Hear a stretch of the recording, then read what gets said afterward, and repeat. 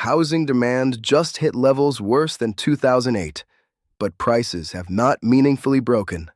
That tension matters more than the headline. In our strategy, we do not trade headlines, we track phase pressure.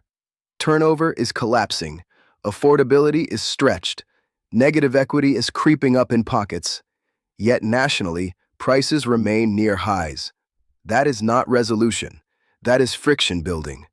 We are reviewing a housing market analysis, arguing this is the worst demand collapse on record. The data focuses on collapsing sales, affordability stress, regional weakness, and rising underwater mortgages. Our role is not to amplify the fear, it is to translate the signal into sequencing. Here is the core mechanism. Mortgage payments are consuming historically high shares of income. Insurance and property taxes are rising. Rates remain restrictive relative to wages. That is not a sentiment issue. When cash flow is constrained, demand does not come back because people feel optimistic. It comes back when price adjusts, income rises, or financing meaningfully improves. Sales turnover is at record lows, but sellers are not cutting aggressively on a national level.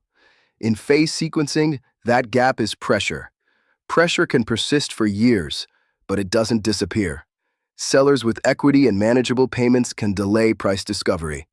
That is why the system has not cracked. But when carrying costs rise and equity compresses, delay shortens. That is where negative equity becomes relevant. It is not systemic yet, but reflexivity is how cycles accelerate. The West and parts of the Sun Belt are softening. The Midwest and Northeast remain firmer. Divergence rarely lasts forever. It resolves through rotation or through convergence lower. The key question is whether labor stays stable, because housing stress without labor stress is friction. Housing stress with labor deterioration becomes transition risk. In our strategy, this aligns with late phase 1 pressure building toward phase 2.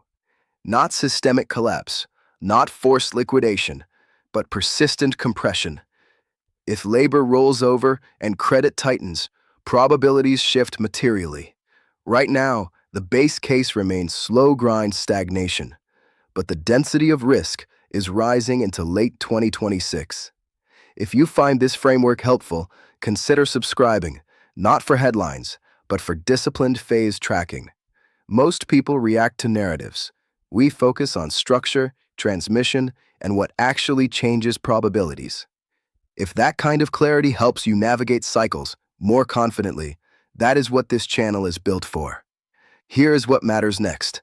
Mortgage delinquencies broadening across states, hiring rate deterioration, regional bank credit tightening, listings rising relative to actual turnover. If wages accelerate sustainably or mortgage rates compress meaningfully, that would relieve pressure. Quick note. This is educational macro analysis. It is not financial advice. Always make decisions based on your own situation and research. Housing increases our sensitivity to labor and credit transmission. It reinforces optionality. It supports disciplined exit planning in risk assets. It increases awareness of regional divergence. This does not confirm a 2008-style cascade.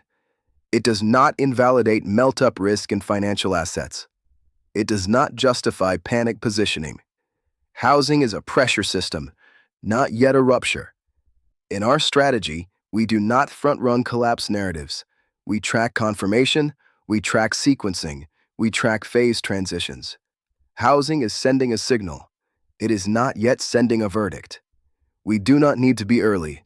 We just cannot afford to be late.